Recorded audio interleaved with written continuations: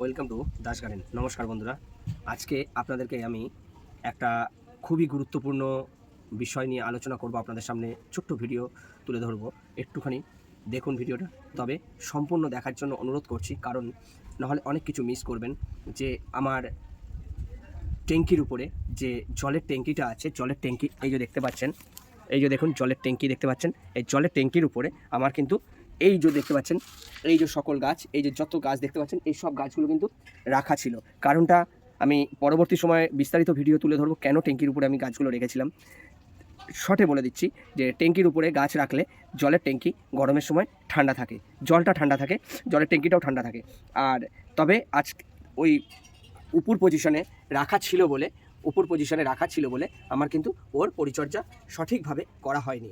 তো আজকে আমি ওগুলোকে নিচে আমার ছাদে নামিয়ে নিয়ে আসলাম। ছাদে নামিয়ে নিয়ে এসে তো এগুলোর আজকে কিন্তু পুরো সম্পূর্ণভাবে পরিচর্যা করব। তো কি পরিচর্যা করব, পজিশন কি হয়ে রয়েছে দেখুন বন্ধুরা। এই যে গাছগুলো দেখতে পাচ্ছেন, এগুলো হচ্ছে সব 9 o'clock-এর ইয়েলো ফ্লাওয়ার। তো এগুলো সব শুকিয়ে গেছে, যত ডালপালাগুলো, এগুলোকে প্রমিং সঠিকভাবে করে দেবো। এই যে ঘাস দেখতে পাচ্ছেন, সব ঘাসগুলোকে তুলে গোড়া সুন্দর করে খুঁড়ে দেবো।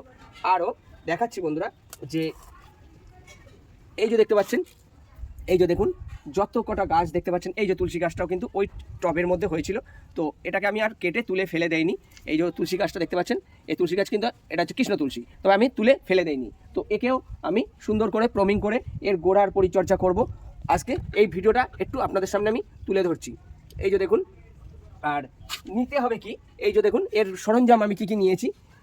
3খানা ছুরি নিয়েছি, একটা খোঁড়ার জন্য, গোড়া খোঁড়ার জন্য এই খুরনি নিয়েছি, কাঁচি নিয়েছি, একটা কাটার নিয়েছি। তবে কাটারের এখানে অতটা কাজ নেই, তবে তাও নিয়ে সঙ্গে রাখতে হবে, যেন প্রয়োজনের সময় যেন মানে এদিক ওদিক দৌড়াতে না হয়। তাই আমি সব সরঞ্জামকে সঙ্গে নিয়ে আমি কাজ শুরু করব।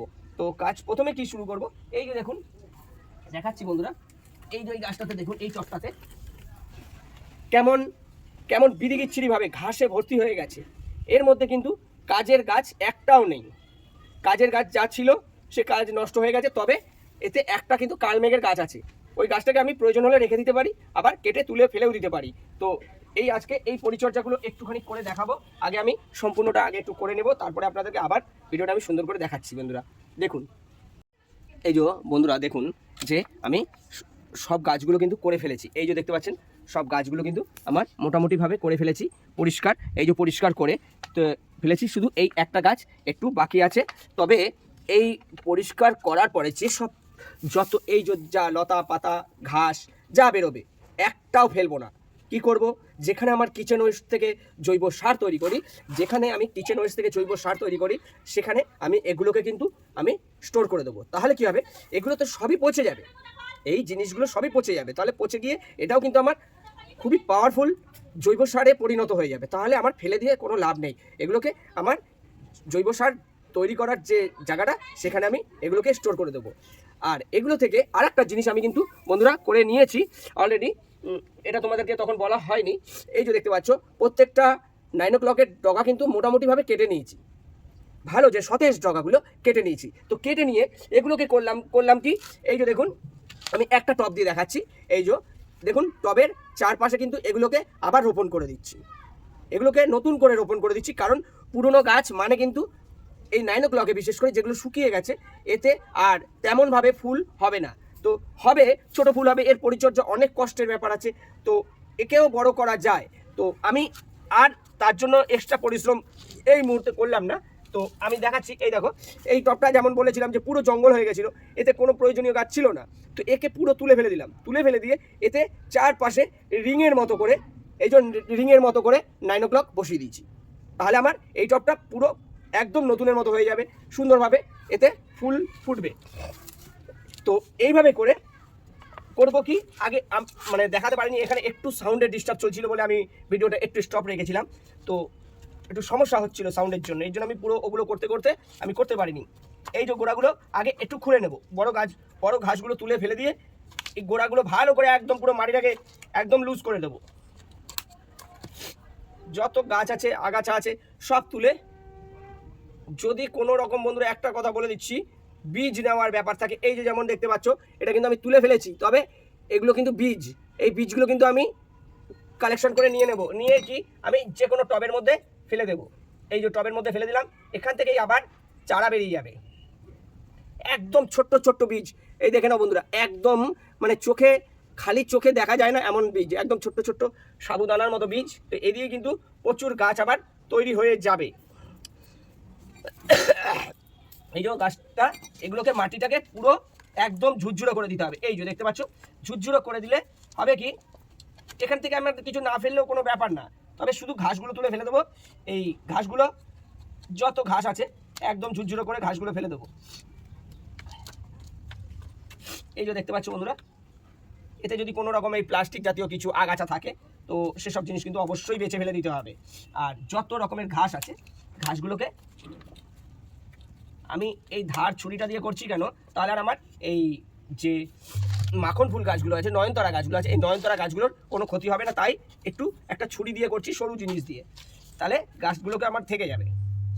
যত রকমের ঘাস বেরোবে, যা ঘাস বেরোবে সব তুলে ফেলে দিতে হবে। ফেলে দেবো মানে কি, বাইরে ফেলে দেবো না, তো এখান থেকে তুলে ফেলতে হবে। খালি